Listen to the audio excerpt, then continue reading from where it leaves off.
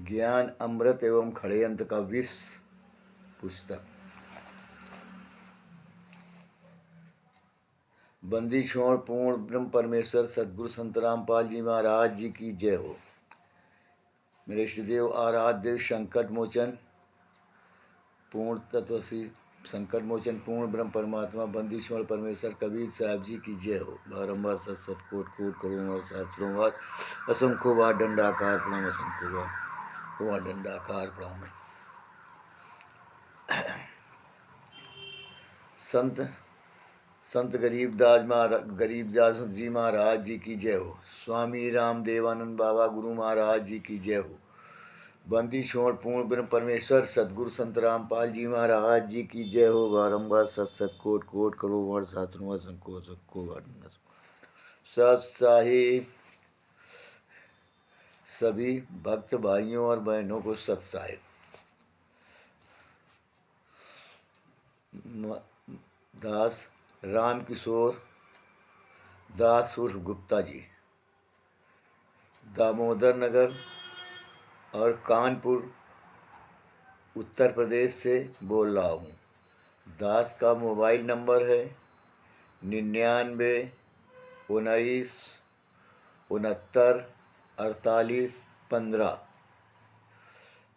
और सभी भक्त भाइयों से निवेदन है कि वीडियो को लाइक और सब्सक्राइब करना और कमेंट करना न भूलें। सत साहिब, चाहे मेरा वीडियो हो चाहे किसी भी भक्त का वीडियो या बहन का हो, लाइक सब्सक्राइब और कमेंट करना न भूलें। हर एक का वीडियो लाइक सब्सक्राइब और कमेंट करें। सत साहिब।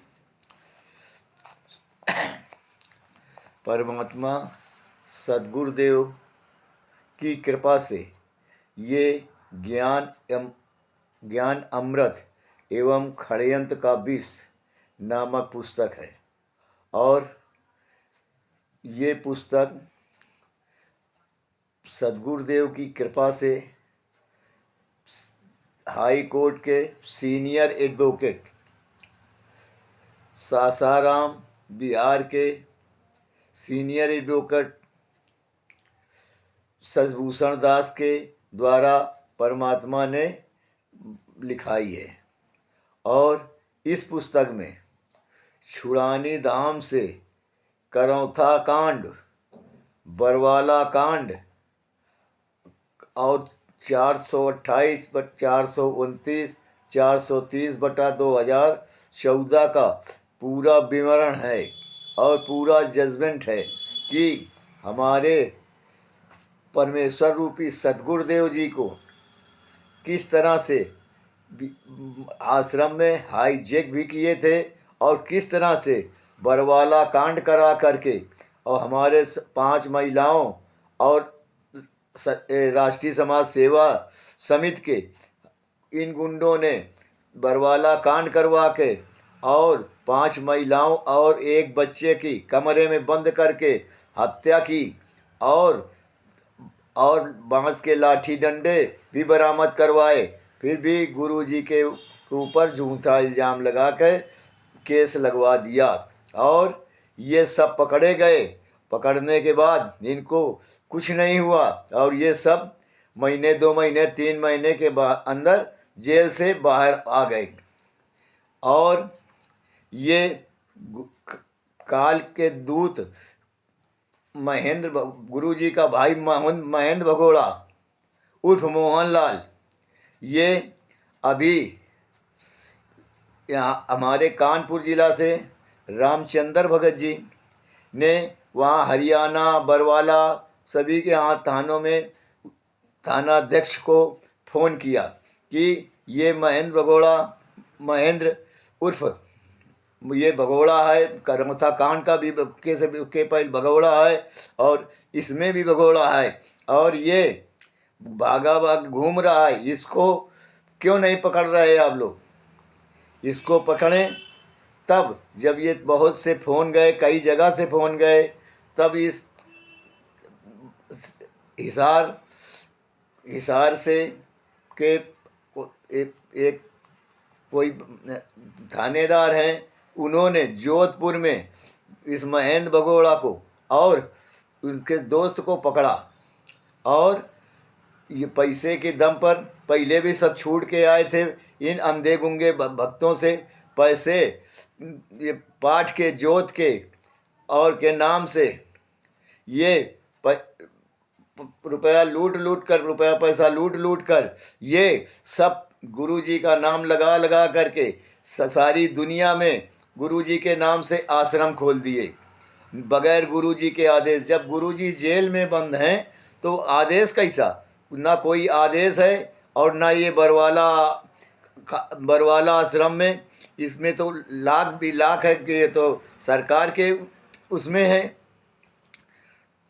मगर ये सब लोग पैसे के दम से बाहर घूमने लगे और परमात्मा को आजीवन कारावास और मरते दम तक साश्रम मरते दम तक जेल करवा दी।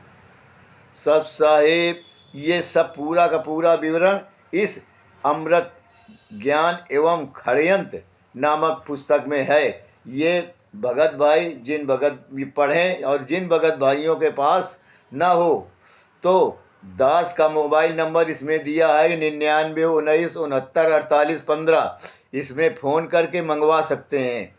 सत साहिब आप करौथा कांड का संबंध में 12 पाठ नंबर 12 का वीडियो बनाने जा रहा हूँ। सत साहिब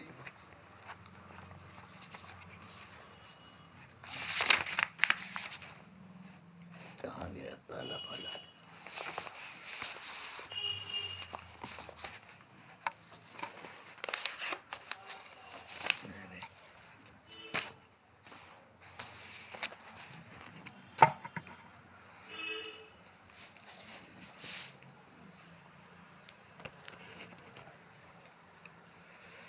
करौथा आश्रम जमीन के संबंध में संत रामपाल जी महाराज ने सर्वप्रथम 1999 में ईस्वी में रोहतक जिला के करौथा गांव के अपना आश्रम स्थापित किया, जिसे सतलोक आश्रम करौथा के नाम से जाना जाता है।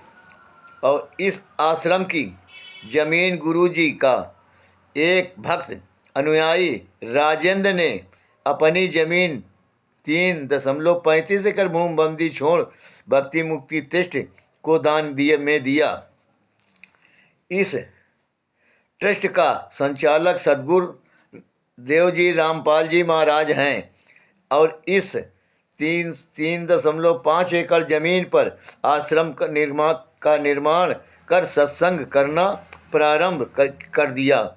और एक समय की वाकया है कि संत रामपाल जी महाराज जी के मोजिज़ भगतगण प्रबंधक बिना गुरु जी के जानकारी में दिए आश्रम के जमीन के सटे कमला देवी वगैरह के ज़मीन को आश्रम में देने को बातचीत तय कर लिए और इसकी कोई जानकारी गुरु जी को नहीं लगने दी। गुरु जी उस दिनों महाराष्ट्र के पूना शहर के कबीर परमात्मा के ज्ञान का प्रचार प्रसार करने में व्यस्त थे। वे पुणे में थे। उनके सत्संग व प्रवचन वहाँ के स्थानीय समाचार पत्रों पत्रिकाओं एवं मैगजीनों में निकलते थे, जो प्रमाण स्वरूप देखे भी जा सकते हैं। और इधर उनके मोजिज़ भक्तों ने आश्रम को एक्सटेंडेड करने के लिए बढ़ाने के लिए दानकर्ता से दान रजिस्टर्ड कराया। हुआ यूं कि इस दानकर्ता गर्भवती स्त्री होने के कारण वो रजिस्ट्रीकर्ता के सामने नहीं आ सकती थी, इसलिए उसने अपनी बहन की फ़ोटो के बजाय अपनी बुआ की फ़ोटो चिपकवाई और उसे अपनी बहन के रूप में रजिस्ट्रार के समक्ष प्रस्तुत किया। उन्होंने इस पूरे प्रकरण को ट्रस्ट के सदस्यों से छिपाया। इस जमीन वाले डीड ऑफ गिफ्ट अर्थात दान पत्र की दस्तावेज पर कहीं भी कोई हस्ताक्षर या निशान संत रामपाल जी महाराज जी के नहीं हैं और न ही उनके जानकारी में ये जमीन ली गई थी, यानी संत रामपाल जी से छुपाकर चुपके से ली गई थी।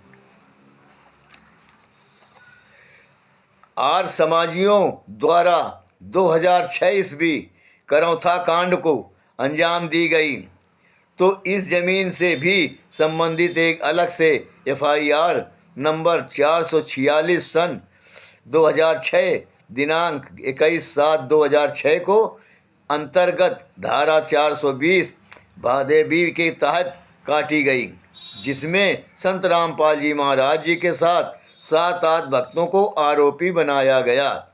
ऐसे अपराध में संत रामपाल जी महाराज जी को फंसने का कारण आश्रम के मौजिज भगत ही हैं।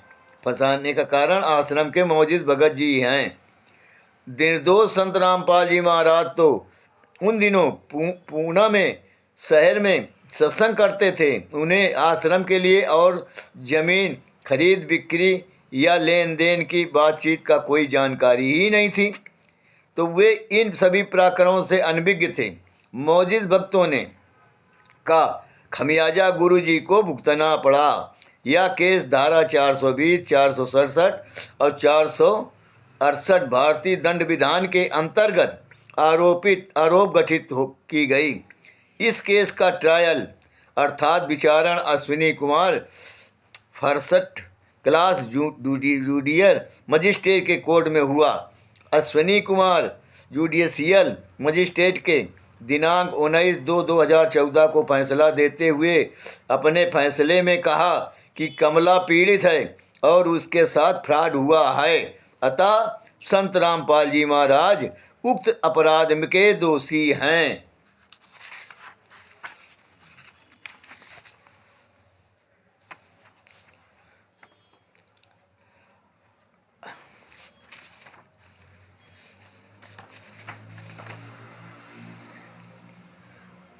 तो अश्विनी कुमार जुडिशियल मजिस्ट्रेट के इस फैसले के विरोध में संत रामपाल जी महाराज एवं अन्य द्वारा अपील एडिशनल सेशन जज माननीय नरेश कुमार सिंगला के कोर्ट में लगा। माननीय सत्र न्यायाधीश नरेश कुमार सिंगला ने अश्विनी कुमार के आदेश को ही अपने फैसले के हेल्ड किया, उनके ही आदेश को कन्फर्म कर दिया, जिसके विरुद्ध संत रामपाल जी महाराज एवं अन्य ने चंडीगढ़ हाई कोर्ट में अपील दायर किया, जिसका CRMISC नंबर 17/6/67 सन 2014 दायर हुआ एवं जस्टिस सुरेंद्र गुप्ता के बेंच में सुनवाई हेतु लगा। न्यायपूर्ण सुरेंद्र गुप्ता जी ने दोनों पक्षों की सुनवाई करने के बाद दिनांक 22 मई 2014 को अपना फैसला सुनाया और न्याय की अपने फैसले में संत रामपाल जी महाराज एवं अन्य को निर्दोष घोषित करते हुए कहा कि कमला पीड़ित नहीं है और न ही उसके साथ कोई धोखा हुआ है। उक्त CRMISC नंबर 17/667 सन 2014 को जो चंडीगढ़ हाई कोर्ट में दायर की गई थी, इस केस को संत रामपाल जी महाराज एवं अन्य के ओर से विद्वान अधिवक्ता श्री गौतम दत्त जी ने कार्य किया था, अर्थात बहस किया था। सत साहिब जय बंदी छोड़ की जय, सद्गुरुदेव जी की जय हो। सभी भक्त भाइयों से निवेदन है कि हर किसी भाई बहनों का वीडियो लाइक करें, सब्सक्राइब करें और कमेंट करना ना भूलें। सत साहिब जय, सद्गुरुदेव जी की जय हो।